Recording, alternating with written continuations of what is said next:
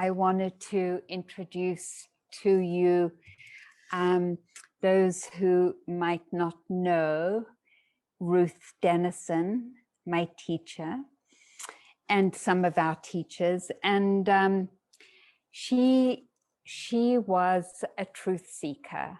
She was fearless in all the different experiences of her life. I just want to, I mean, there's so many, but I want to mention a couple. And one is that in the war, she was in an open cart. She became a prisoner of the Russians in the war, and the Russians took all the German prisoner of wars to a labor camp. And it was the middle of winter, so freezing weather. And she was in this open cart for 4 days, no food and no water, and people were dying around her. And she realized that she had to stay awake, because if she went to sleep, she would die. And so she stayed connected to her breath diligently to stay awake for 4 days and 4 nights until they came to the labor camp. And that wisdom that guided her in that way just feels so inspiring to me. And then the other place where she was fearless is in the clothes she wore. She wore such strange sets of attires, like the heavy Zen skirts from the Mount Shasta community, and then these funny scarves that she made herself that she put around her head, and these sort of Fraulein-y type blouses. But if she was cold, she'd put on a big Father Christmas knitted cap, and she would go to the airport and fly with it. And a woolen coat that she got from the latest thrift store, and she would carry all her stuff in these plastic bags. And she sort of looked like a cross between a Zen master and a bag lady. And she was fearless in expressing her own creativity and what her truth was. So when many of the lineage that she came from, and I'll introduce her teacher, threatened her with expulsion from the lineage from teaching mindful movement and for sort of moving out of the very traditional Goenka style path that Goenka adopted. She was like, this is my truth. This is the Dharma flowing through me. You know, if you want to expel me, then she didn't say it's your loss. That's an American expression, but that's kind of what that's how she was.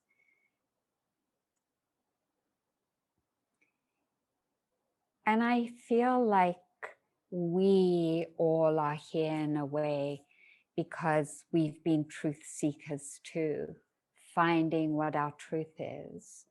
And it might be around how to be a feminist woman. For me, growing up in the 50s, when women were still, especially in South Africa, in very traditional roles. Or it might be around our gender and seeking, well, what is my truth around my gender expression? If this is the body I was born into and it doesn't feel like my truth, what is my truth? Or it could be for those of us who are survivors of sexual assault or incest, being willing to speak our truth, even in environments where we were blamed for that.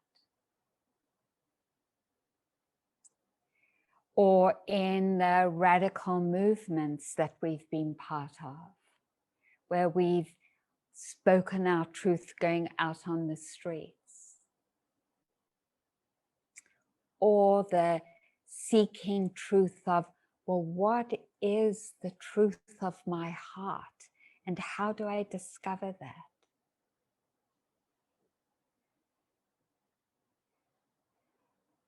And I feel that in our room, how much we're truth seekers. And I feel so moved by that. And about the other energies that we have communicated in the interviews, in the Q&A session, your gratitude, your caring, your diligence. And mostly that, or not mostly, but what's touching me now is that thirst for finding our truth.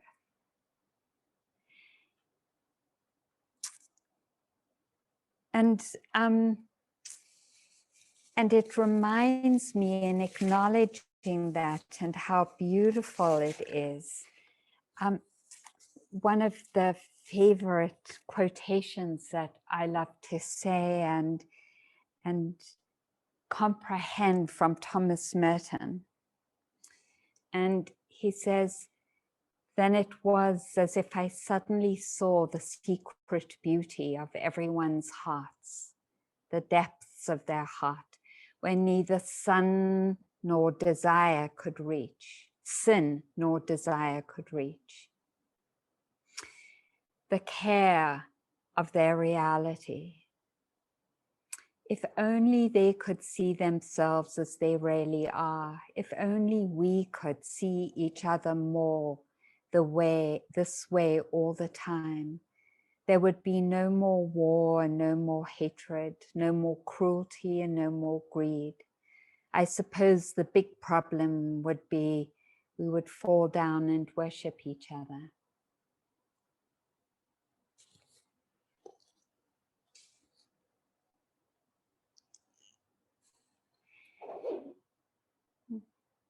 In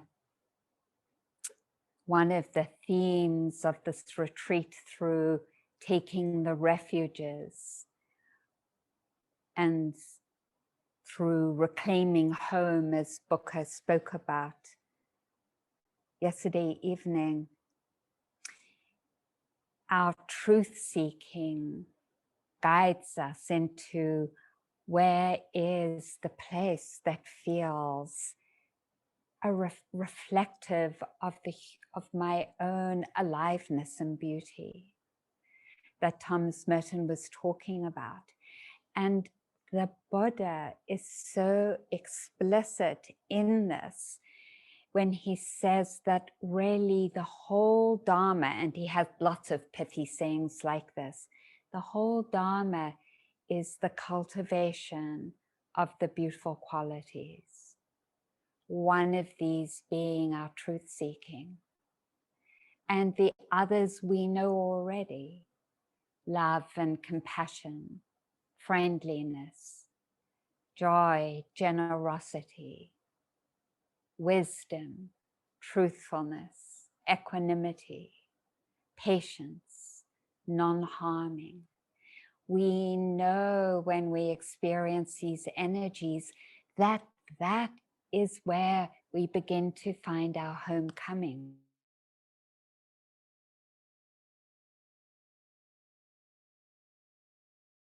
We live without suffering or stress or disease or contraction. And so I know that the practice is complex, but the guideline that the Buddha invited us to was, if you can abandon all that is unwholesome, if you can cultivate all that is beautiful, then you will find liberation. And we are generally not as easily connected to the practice of what is wholesome and beautiful, especially in relationship to ourselves. Like, it's so much easier to go to the negative about ourselves than it is to reflect on our beautiful qualities, to support them, to strengthen them, to honor them, and to believe in them. And so when I speak to your truth-seeking and effort, I want to make sure that you didn't dismiss that immediately. Because this path of finding where our real home is, it rests on acknowledging what is living inside of us that is beautiful. And Booker spoke so beautifully this morning about trauma. And this is one of the antidotes to trauma. When we are overwhelmed or triggered. And I don't want to say that as a deficiency. I'm saying it as an acknowledgement of what it is to live in a dominant culture. Then there is this antidote, which is to turn towards our beautiful qualities and to rest there, because their characteristic is to nourish ourselves, is to mend and integrate. So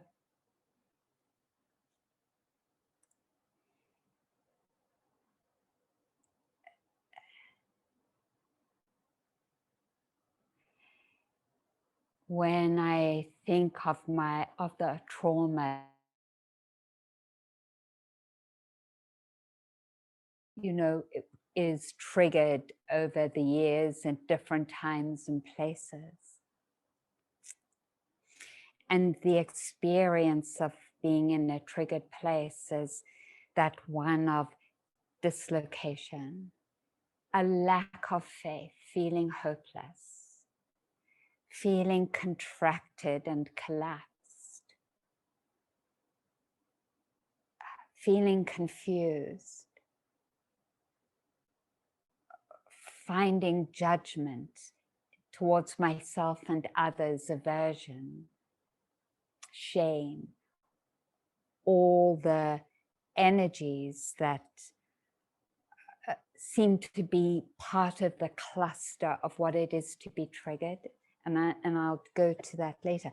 When that happens and it feels like there's no gateway, I found, at least for myself, that if I can turn towards the energies that I know are living inside of me, and one of the energies that I know is strong is my courage. So I went in one of the early trainings I did on oppression, actually with visions, where the multicultural agreements came from. At the end of that 5-day training, we went around and wrote appreciations, what we appreciated about everyone who was part of the training. And it was amazing how many people wrote courage. I appreciate your courage, Arena. And I was like, yeah, that's something that it is, for various reasons, lives inside of me. And when I, in my triggered place, can turn towards that and say, thank you, courage, for living inside of me. May you continue to strengthen and bless me on the path. That becomes my gateway back into some inner connection, because that's the quality that the beautiful qualities, any beautiful quality, brings us to, that beginning of inner connection and ease and well-being. And I'm not saying that just saying it twice does the trick. It takes some diligence and some ongoing effort and faith to hack away at that path, right?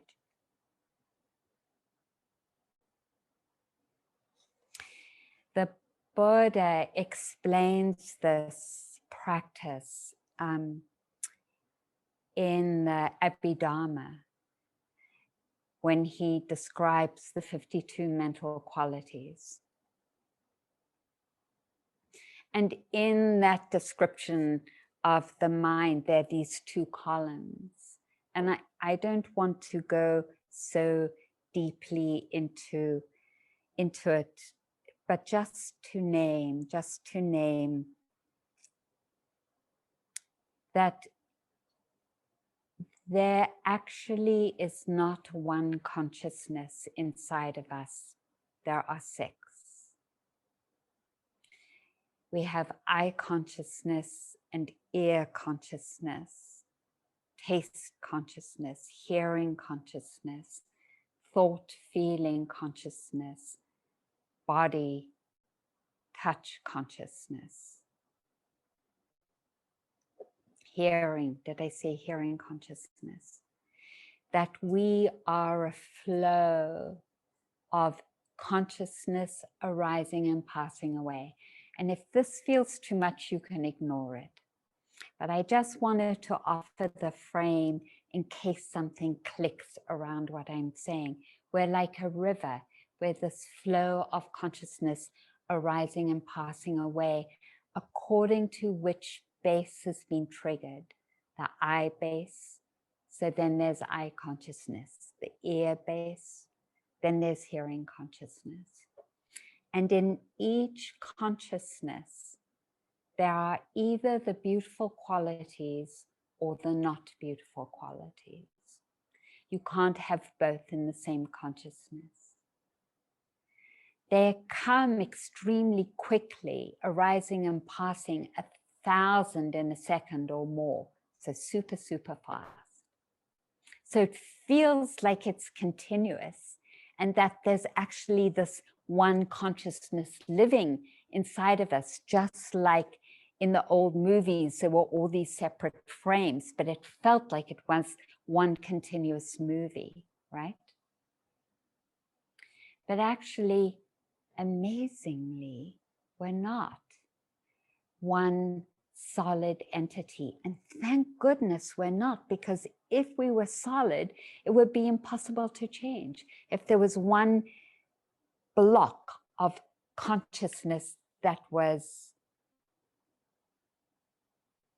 me, that was never changing and eternal, there would be no possibility of healing. In each consciousness, then, is the possibility of either ignorance being arising, greed, hatred, delusion, shame, doubt, conceit, avarice, jealousy, revenge, fear, terror, clinging, craving, not caring, in other words. Like, there's that possibility that happens, and we have that capacity or wiring. And we see that or discern it so clearly in some of the people who have power in our world, but particularly because we're living in the United States, we discern how ignorance is arising moment after moment.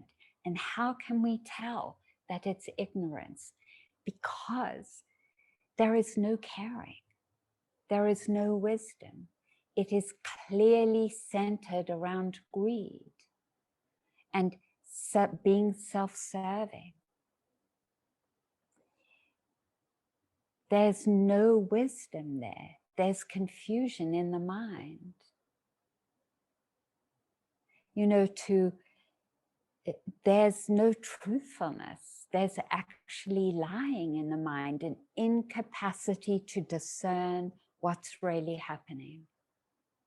And that's true for us too. And we know that. We know that there are moments where we are confused. And that confusion gives rise to these negative energies. Why? Because in the field of ignorance, the psychological experience is feeling lost, is feeling homeless, is feeling inadequate. And that is one of the big expressions for me in my own ignorance, is feeling totally inadequate, feeling insecure, not good enough, not worthy enough. And out of that insecurity and not enoughness, that not fitting in, like, have you ever felt that with your blood family, sometimes with your friends, even though they're good friends, some sense of, I don't fit in. Or sometimes the feeling of, who, you know, I would remember, like, I'd look at my phone book, I'd say, well, who can I call? And this does not mean to say I don't have a ton of friends, but who can I call? Just that sense of not being connected. That's the psychological expression of ignorance. And out of that comes, in that confusion, the mind wanting to find somewhere to ground. And it grounds in the movement towards pleasant experiences, in the mistaken understanding that's where our home is. Because there is some temporary relief in what's pleasant.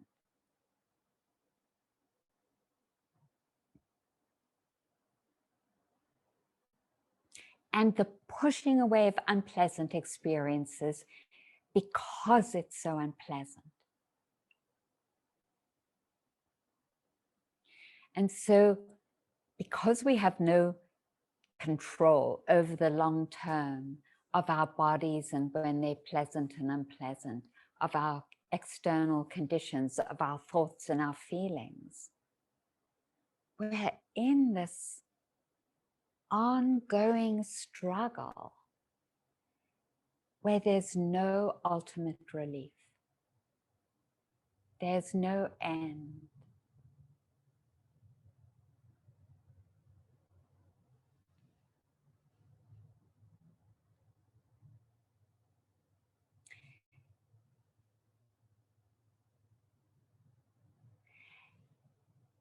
And it's, for some of us anyway, I could say that I acted out in my own trauma, going to all those places. And at some point, something inside of me acknowledged that and said, this cannot be the way. I don't know what is, but this isn't it. And I love that, because we each here, I bow down to that place inside of us that said, that isn't the way. There must be something that drew us to this time, this moment right now together.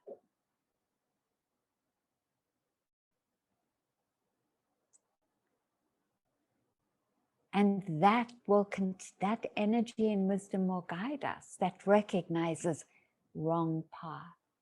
And that doesn't mean to say that ignorance and those energies don't keep arising. They do. And one of the reasons that ignorance keeps arising is because when we're related to with those energies, when we aren't respected, when decisions around COVID-19 are made and our lives aren't respected, when a wall is built, when environmental protection is rolled back so more mercury is in the air, that uncaring triggers the dynamic of ignorance inside of us. So no wonder we feel like we're living with trauma, we're living with that dynamic over and over again of disconnection, of hopelessness, of a lack of clarity, because our culture is triggering it all the time. So that's normalizing what we bring to this retreat. And it feels so liberating to name it. Oh, this is what's happening. If I feel hopeless or lost, or I'm judging myself, of course, how could I not? It makes sense that it's up.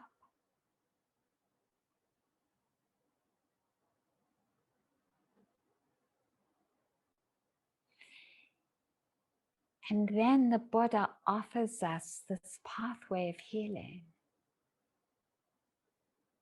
And it's to recognize those energies. And in the recognition of that dynamic, oh, I must be in that dynamic of triggered split space, not at homeness. I know what's needed. And that is to call in the beautiful qualities.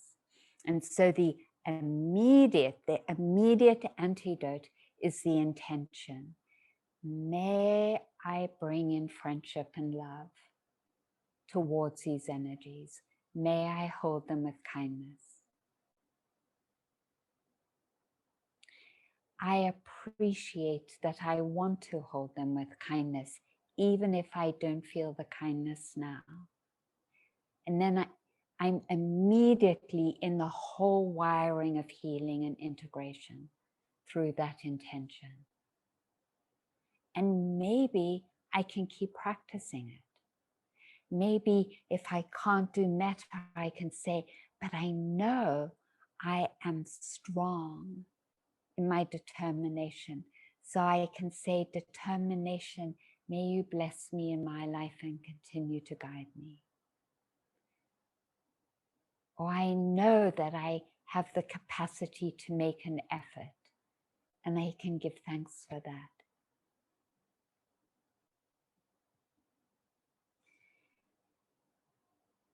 And what happens over time is that when we find ourselves in these difficult places, it's not that the difficult places don't come in and out and in and out, they do. But we understand that's what's happening. And our gift for healing is to be patient and understanding with how those places play out. So it's like, oh, I'm a little disconnected. Oh, I'm out of it. Oh, I'm really aversive. Oh, okay. Okay.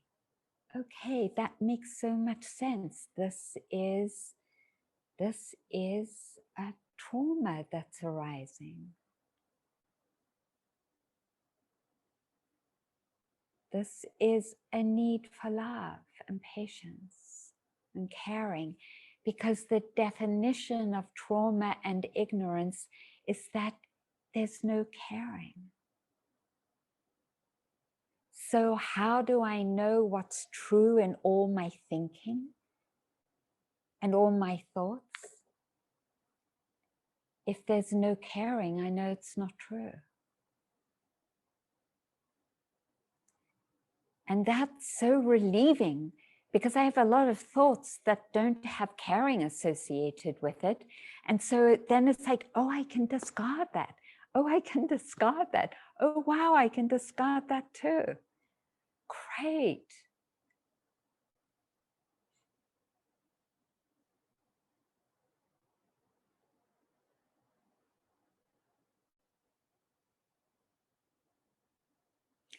And so then it becomes increasingly clear that the path that we're on is a path where love is the ground that we stand on and the ground that we cultivate over and over and over again. If there's any doubt at all in our mind, then the antidote is friendship and caring. May I meet you, doubt, with caring. You've arisen because there's a field of not caring. And so caring is the very thing that's needed. And that antidote is recognition and presence, because doubt and greed and anger and hatred and confusion wouldn't be arising if there was presence and caring.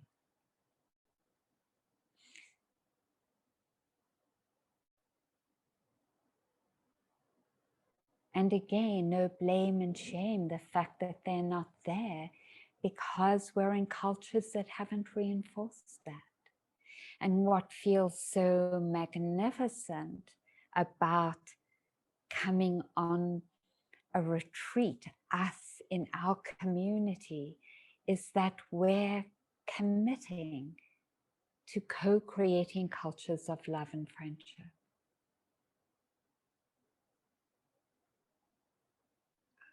And I know that it isn't always so clear to discern when we've fallen off the wagon of love and presence. But it comes to us after a while. Oh, I'm not loving. I'm not caring. I'm disconnected. I'm not embodied in presence.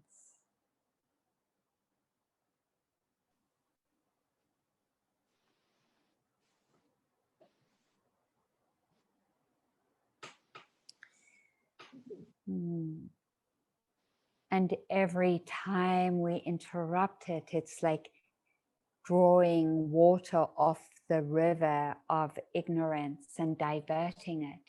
And soon that diversion becomes greater and greater in its stream. And that strength of the diversion and creating the stream is the consequence of our practice, of this intervention with love and kindness and presence.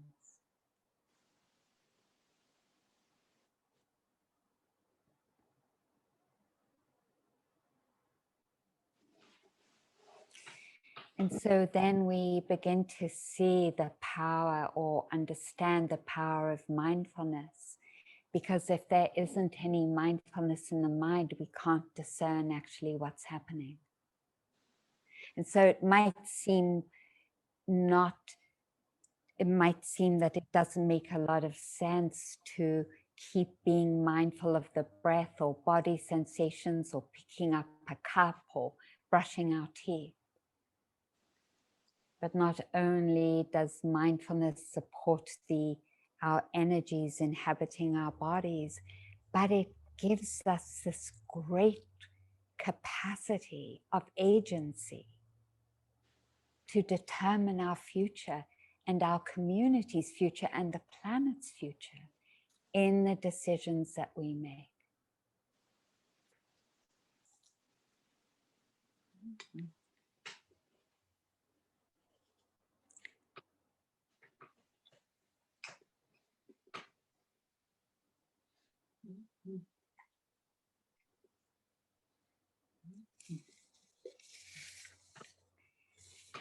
So when we think of where was it? I was just remembering Maria Moreno, who was the first woman hired as a union organizer for the farm workers. I don't know if you all know about her or heard about her. She was born in Texas in the 50s, and there was this great flooding in 1958. and so all the farm workers were displaced. She had 12 children, and her oldest son had been giving food to his younger brothers and sisters, so they would have a bit more food, and was going blind, and they were starving. And some that caring for her children just like catapulted her into beginning to organize the farm workers. So just really amazing woman. And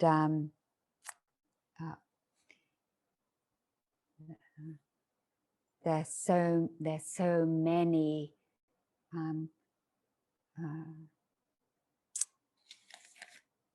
I want to name Sylvia Rivera, of course, and Emma Goldman, and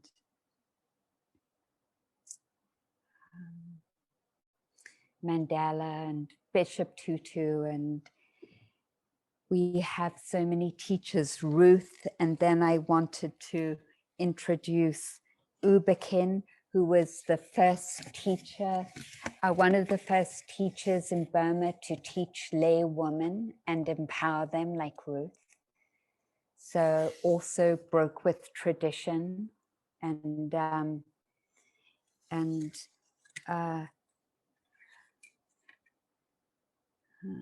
took a stand for truth in the same ways.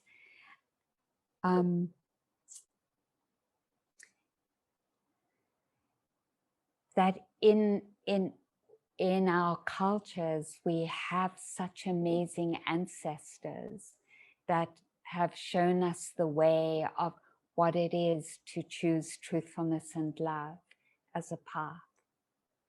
And so this is one of my favorite quotes from Martin Luther King. This is when he was in jail.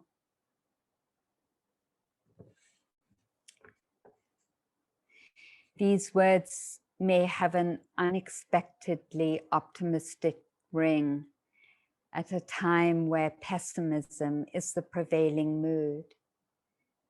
People are often surprised to learn that I'm an optimist or I have faith. They know how often I've been jailed, how frequently the days and nights have been filled with frustration, sorrow, how bitter and dangerous are my adversaries. They expect these experiences to harden me into a grim and desperate man. They fail, however, to perceive the sense of affirmation generated by the challenge of embracing struggle and surmounting obstacles. They have no comprehension of the strength that comes from faith in love and ourselves. It is possible for me to falter, but I am profoundly secure in the knowledge that God loves us. He has not worked out a decision and design for our failure. We have the capacity to do right as well as wrong, and our history is a path upward, not downward. The past is strewn with the ruins of the empires of tyranny, and each is a monument not merely to our own blunders, but to our capacity to overcome them. While it is a bitter fact that in America in 1968, I am denied equality solely because I am Black, yet I am not a chattel or slave. Millions of people have fought thousands of battles to enlarge my freedom, restricted as it still is. Progress has been made, and this is why, though I am still realistic about the barriers before me.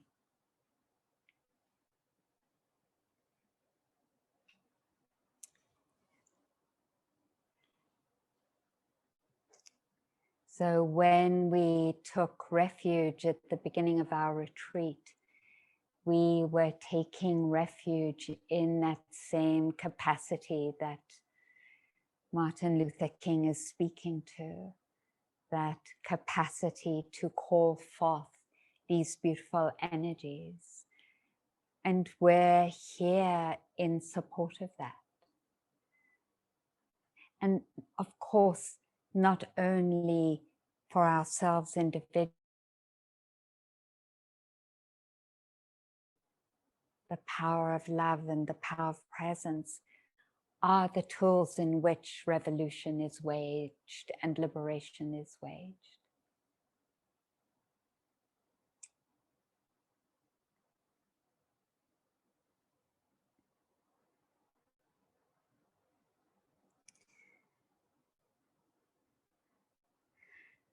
I would not invite you, the Buddha says, to abandon the unwholesome energies if I thought you could not abandon them. But because I know you are able to abandon them, I invite you to abandon the unwholesome energies.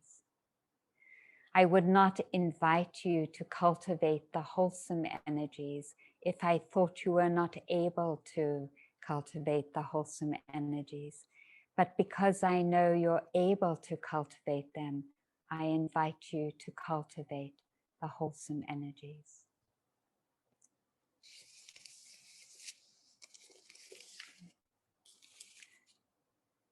And this is what Joy Harjo, our beautiful poet laureate, says in her poem, Eagle Poem. To pray, you open your whole self to sky, to earth, to sun, to moon, to one whole voice that is you. And know that there is more that you can't see and can't hear, can't know except in moments, steadily growing and in languages that aren't always sound, but other circles of motion, like eagle that Sunday morning over Salt River, circled in blue sky and wind, swept our hearts clean with sacred wings. We see you, see ourselves, and know that we must take the utmost care and kindness in all things. Breathe in, knowing we are made of all this, and breathe knowing we are truly blessed because we were born and die soon within a true circle of motion, like eagle, rounding out the morning inside of us. We pray that it will be done in beauty, in beauty, in beauty. So let's take a moment together just to sit in silence.